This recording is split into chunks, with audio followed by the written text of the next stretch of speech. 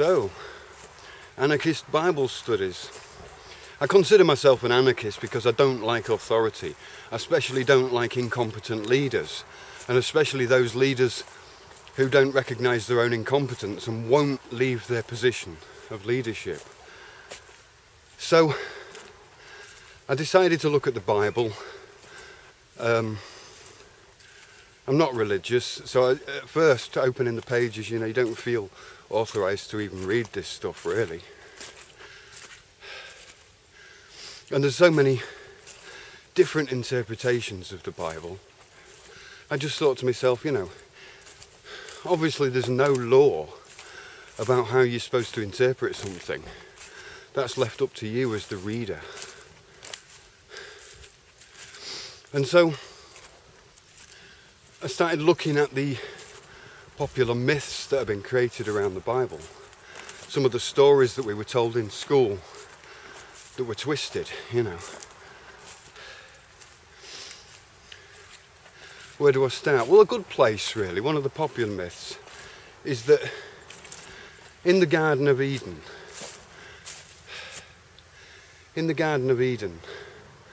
when God created Adam, the character God created the character Adam, or the Adam, like the first man.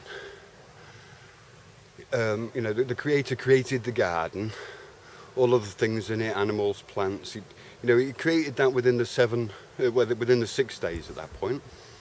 And so Adam was created. Now, we all got this image of Adam and Eve and the apple, and how God says to Adam and Eve, don't eat the apple. You can eat all the other fruit, but don't eat the apple from the tree of knowledge, or the tree of good and bad. What actually the truth is that Eve was not created when God said to Adam, don't eat from the tree. Eve was just simply not around in the story, And so that means that Adam told Eve, don't eat from the tree. God didn't speak to Eve then. Adam was the one who heard the voice and then told Eve. So let's say it was Adam's apple, and then Eve comes along and she hears Adam's word, don't eat the tree.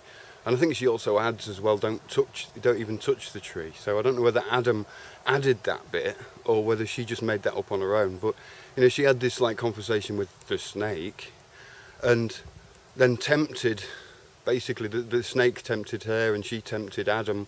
And it's like if you have an apple, and a lot of you guys will know this with having girlfriends, but it's the same the other way round. The Adam and Eve character are really masculine, feminine characters. It's not necessarily all women, all men. It can't be read like that. We're talking about principles here. So take it, I can talk from a man's perspective. I've got an apple.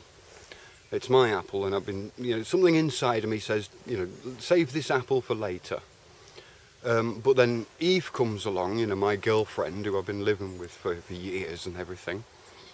And she says, oh, you told me not to eat this apple, but, I know that we won't die and stuff, you can eat it. And tempts me then into eating the apple, because she's a girl, she's good looking, and she's my partner and everything.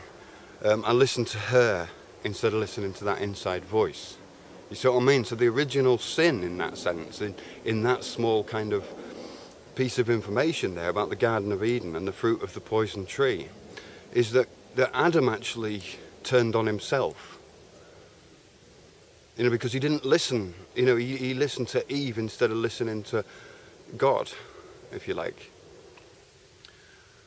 And so they were cast out of the Garden of Eden, and it said they would die, and they didn't die. So obviously, if we add all these things together, we know that in the Bible, the word death does not necessarily mean that a character no longer exists. It just means that they're as good as dead in the Garden of Eden or whatever, It's like dead is just a sort of a status, I suppose, But anyway, that's one big misinterpretation of the Bible. That's the original sin, You know, sin, like the first command is broken there. Thou shalt have no other gods but me. You know, these commands are not really like absolute commands or anything. They're just statements from the Creator or whatever. And I know you're saying, yeah, but man wrote the Bible. But you can equally say that the Creator inspired man's hand to write what he wrote. But that doesn't matter. You know, let's forget about proving whether God exists or not exists. Let's just look at the thing like a literary work, you know, and all of the characters and things within it are literary devices. And if you write any story, you need different characters. You need the goodies, the baddies, the victims. You know, you need all these characters able to illustrate aspects that can't be just simply written, you know. And some of these illustrations really contradict themselves. So it's important to have a look at why do these things contradict themselves. And not just to take things as read. Not just to take it off the leaf and believe it. You know, if your best friend gives you a piece of paper with something he wrote on it, then you obviously, out of courtesy or out of friendship or trust, you can believe what he wrote to you. You know, I'm coming on Thursday, I'll bring a pack of beer, or whatever he writes. But if you're reading it from an ancient book that's not addressed to you, then you've got no duty to take it as read. You can turn it around until it makes sense, because it's sometimes easier and better to prove something to be different rather than to try and disprove it or say it's a load of rubbish, you know what I mean? Now, I don't think we need books as spiritual guides, but those in the government who are paid to care for people and to look after people, they can't be expected to know God or whatever, you know. They're not expected to be divinely connected to the universe, but they still have a job to do. So how could you put a load of people in power who had no, maybe or little connection to the divine? How would you put them in power and still ensure that their evil wouldn't rule? Evil wouldn't rule the world.